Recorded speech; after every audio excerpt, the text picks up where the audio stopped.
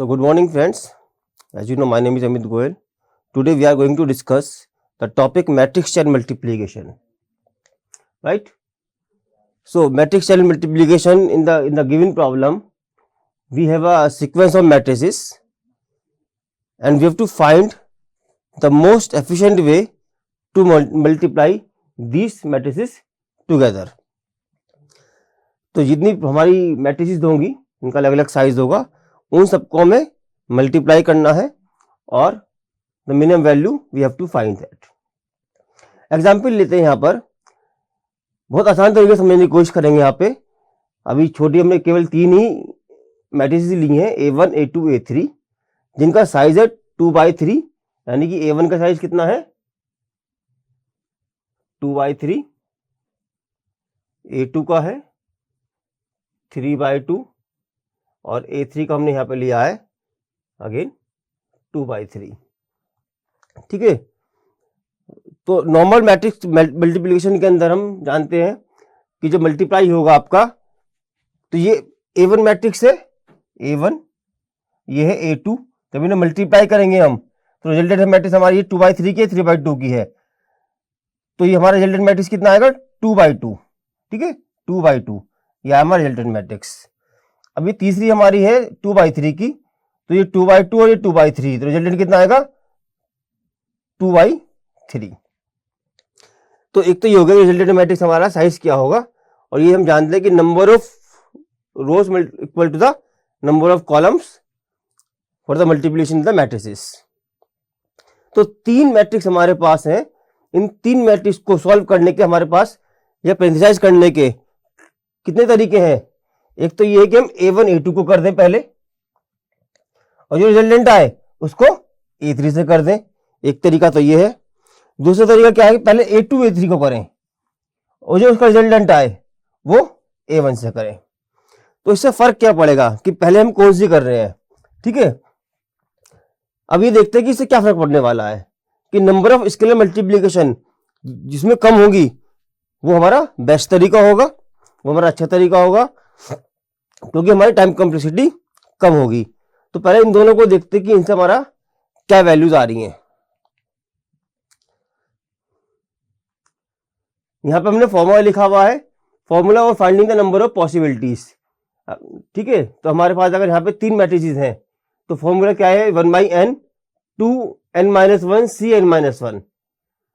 So here n is the number of matrices. Right, तो हमने कितनी मैट्रिक्स ली वहां पे 3. तो 3-1 2 into 2 2 into 2 Cn-1 यानी कि 2, और नीचे क्या है 1/3. तो 2/2 यानी कि 4C2/3.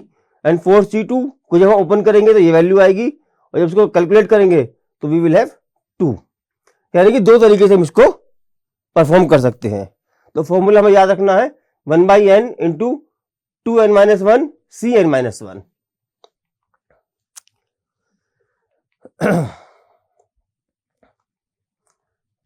अगर ऐसी 4 मैट्रिसेस हो तो कितने तरीके से हम इसको सॉल्व कर सकते हैं. देखिए, पहले यहां पे देखते हैं कि पहले वाले के अंदर कि हमें कौन सा लेना है. ठीक है, तो A1 A2 और मल्टीप्लाई करते हैं.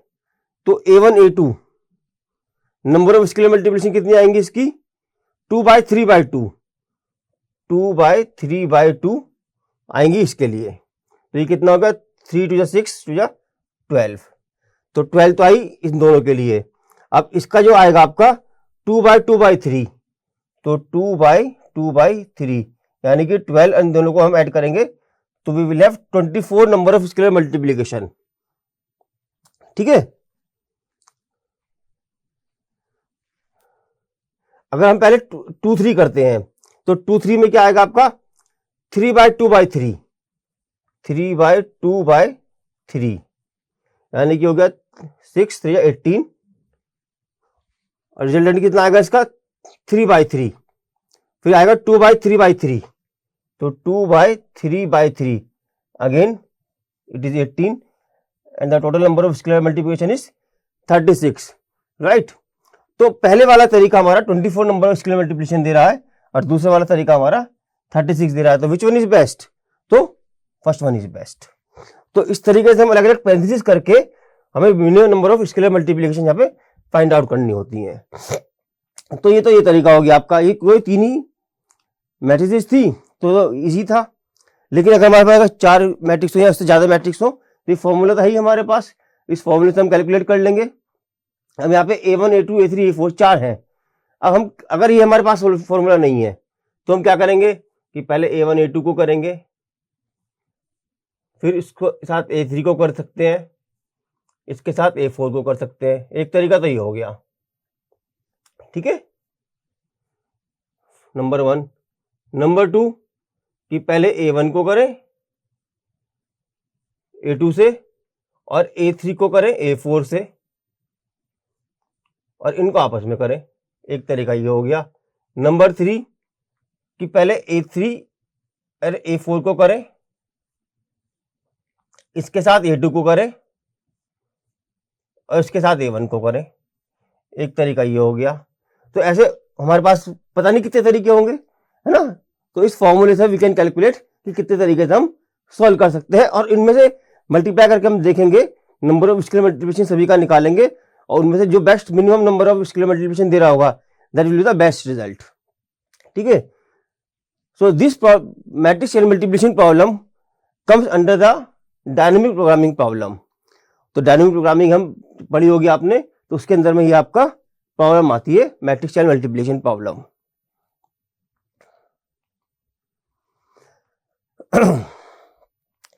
तो यहां पे देखते हैं हम एक एग्जांपल और लिया हमने A1 A2 A3, यहाँ पे 3 मैट्रिसेस है हमारे पास, ठीक है।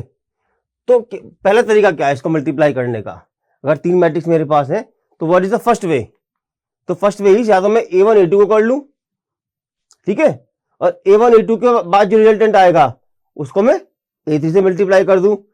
तो यहाँ पे कौन सा तरीका बढ़िया होगा, पहला। और दूसरा तरीका क्या हो सकता है कि पहले फिर A2 A3 को करो पहले हम, और उसको A1 से मल्टीप्लाई करें। तो इस तरीके में और इस तरीके में which way is better to multiply the 2 matrices. तो पहले देखते हैं first way of multiplication. Resultant क्या आएगा इससे, तो मल्टीप्लाई करेंगे इससे, स्केलर नंबर ऑफ मल्टीप्लीकेशन कितनी आएंगी 10 इंटू 100 इंटू 5। तो 10 इंटू 100 इंटू 5 कितना आया 5000, ठीक है। अब इसका रिजल्टेंट कितना आया 10 इंटू 5, 10 इंटू 5। तो जो A1 A2 का हमारा मल्टीप्लाई होने के बाद इसकी मैट्रिक्स आपकी आएगी 10 इंटू 5 साइज की। अब इसको मुझे मल्टीप्लाई करना है A1 A2 को मुझे मल्टीप्लाई करना है किससे A3 से। तो क्या हो गया ये 10/5 और दूसरी A3 कितनी है 5/10, 5/50, ठीक है।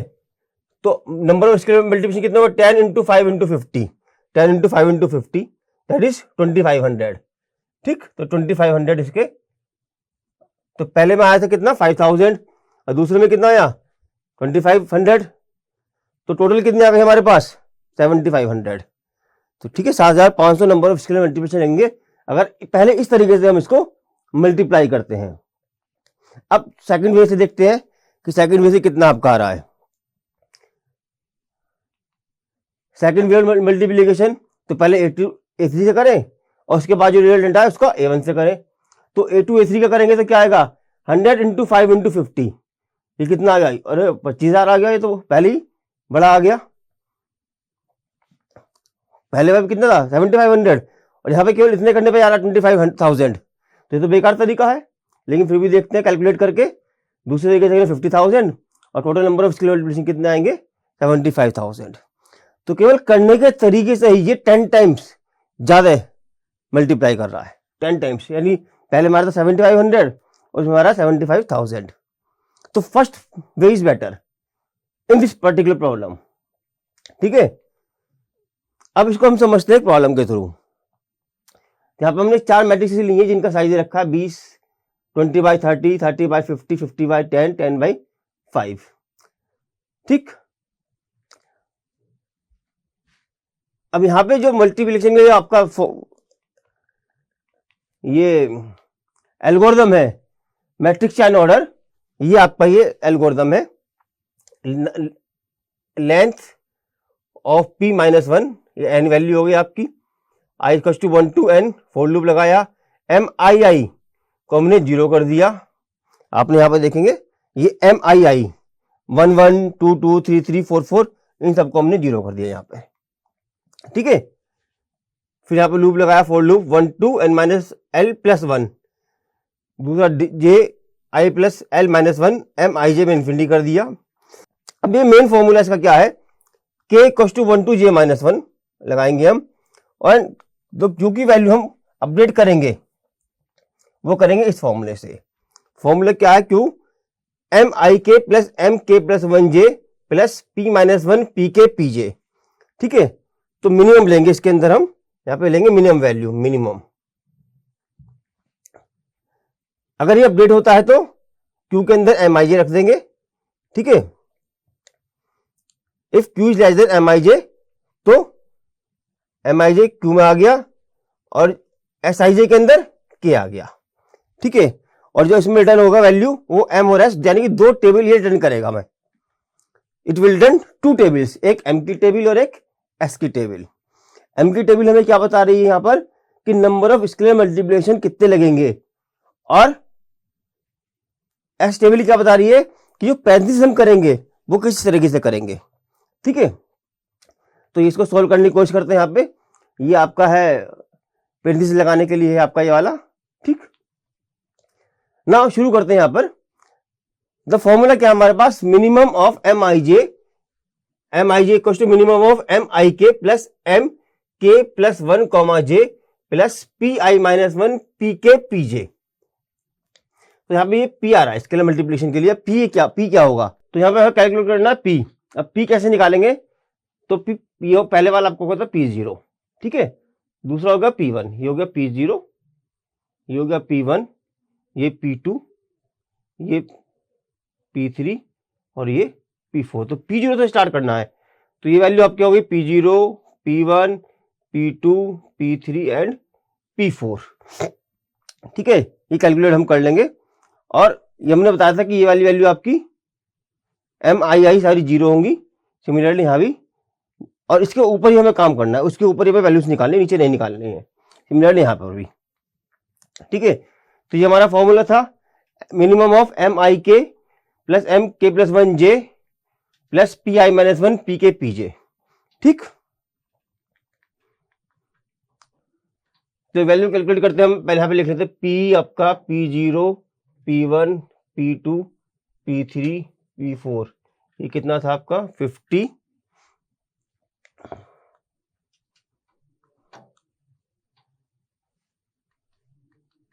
और 20 30 50 10 5, 20 30 50 10 5, 20 30 50 10 और 5, ठीक है। तो अब पहले निकाल रहे हैं M12, फर्स्ट वैल्यू M12।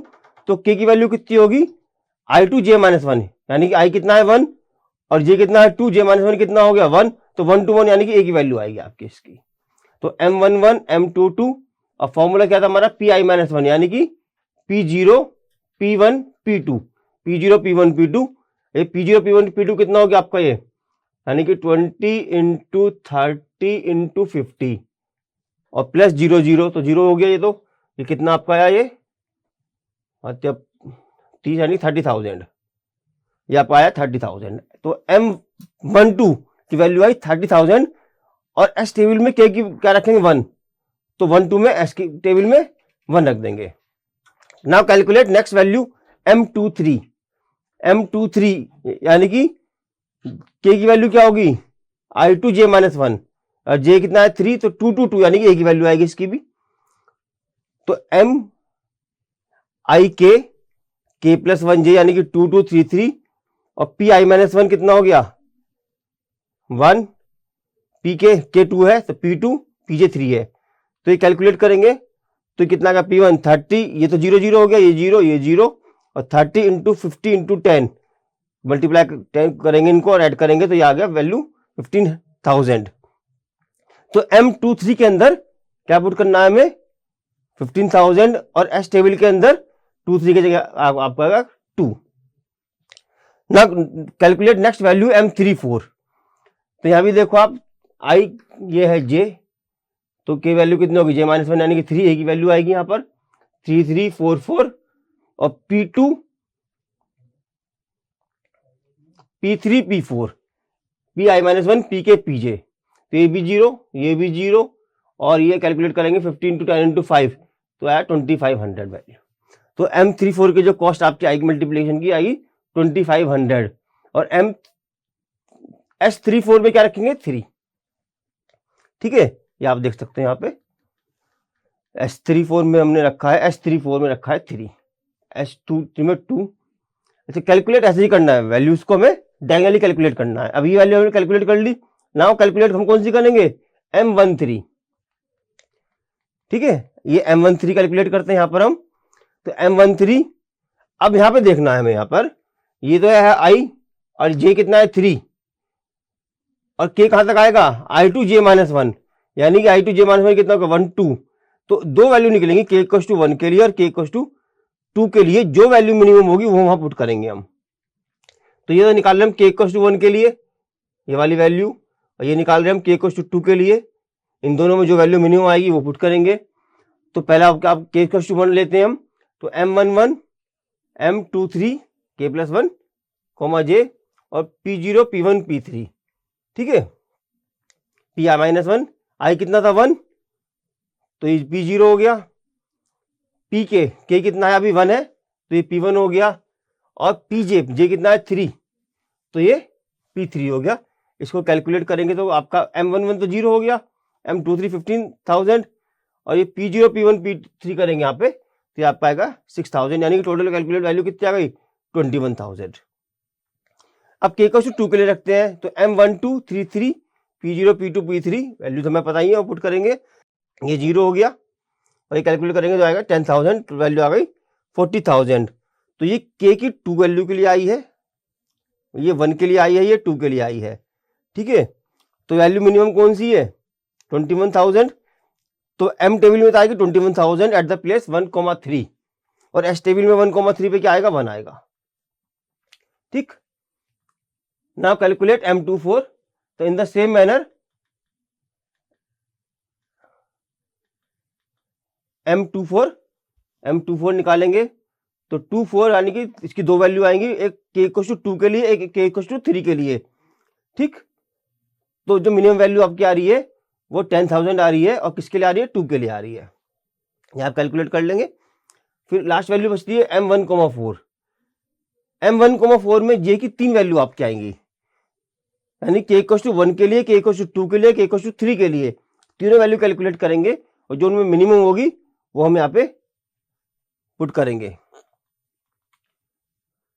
ठीक है। तो यहाँ पे कैलकुलेट करके देख लेते हैं, आपका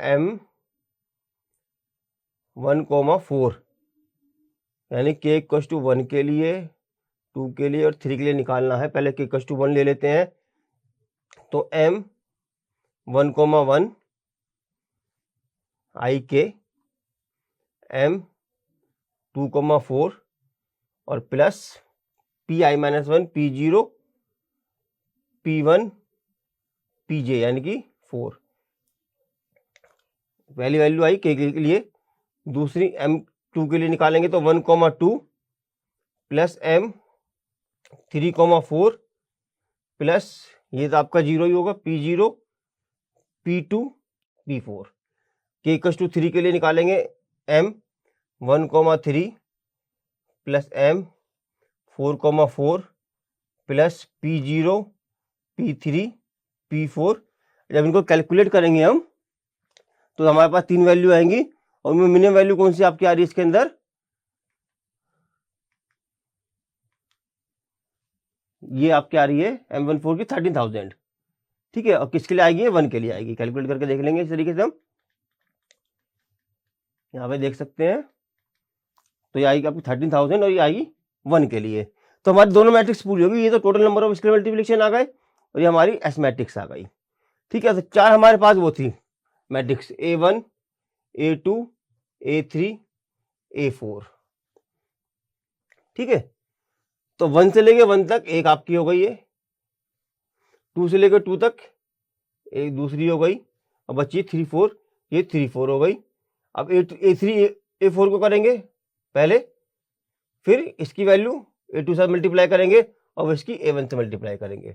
ठीक है, तो A1 A2 A3 A4 आपके पास है, तो पहले स्प्लिट हुई आपकी A1 में और A2 A3 A4 में, फिर आ गई 2 में स्प्लिट हुई ये वाला, तो ये A2 2 से 2 और ये आपका आया 3 A3 A4। ठीक है, अब आज में 3 वाला यानी कि ये, तो पहले A3 A4 को मल्टीप्लाई कर लिया आपने और इससे मल्टीप्लाई किससे किया हमने, A2 से मल्टीप्लाई किया और फिर ये रिजल्टेंट आया, इसको A1 से मल्टीप्लाई किया और ये आपका टोटल वैल्यू आपकी आ गई। तो इस तरीके से हम इसको मल्टीप्लाई करेंगे। अच्छा, इसकी अगर बात करें टाइम कॉम्प्लेक्सिटी की, तो टाइम कॉम्प्लेक्सिटी कितनी आएगी, ये इसके अंदर ये 3 फॉर लूप लगे हमें। एक फर्स्ट फॉर लूप यहां से शुरू हुआ था, तो इसके लिए n वैल्यूज है, सेकंड के लिए n वैल्यूज है और थर्ड के लिए n वैल्यूज है, तो कॉम्प्लेक्सिटी कितनी आएगी, बिग ऑफ n क्यूब। तो बिग ऑफ n क्यूब इसकी कॉम्प्लेक्सिटी आती है।